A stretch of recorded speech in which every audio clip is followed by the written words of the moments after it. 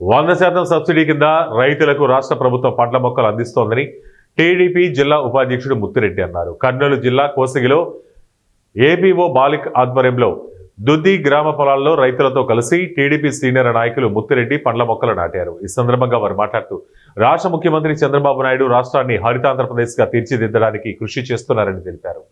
కోసిగి మండలంలో ఉన్నటువంటి రైతులందరికీ నమస్కారాలు. ఆంధ్రప్రదేశ్ రాష్ట్ర ముఖ్యమంత్రులు శ్రీయుతులు నారా చంద్రబాబు నాయుడు గారు, అలాగే ఉప ముఖ్యమంత్రి వర్యులు మా పంచాయతీరాజ్ గ్రామీణాభివృద్ధి శాఖ మంత్రులు పవన్ కళ్యాణ్ సార్ గారు ఈ యొక్క జాతీయ గ్రామీణ ఉపాధి హామీ పథకం నందు ఈ పండ్ల తోటల పెంపకం కింద ఈ యొక్క కార్యక్రమాన్ని చేపట్టడం జరిగింది.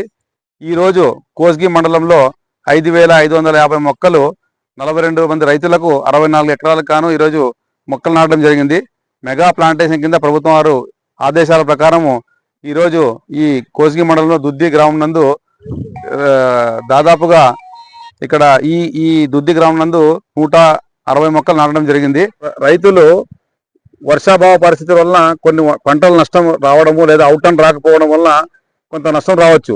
ఈ అంతర్ పంటల భాగంగా ఈ యొక్క పండ్ల తోటలు పెంచుకోవడం వలన వాళ్లకు అధిక ఆదాయము చేకూరుతుంది. రైతు అనేవాడు నష్టపోడు. ఎప్పటికి కానీ తక్కువ పెట్టుబడితో ఎక్కువ ఫలాలు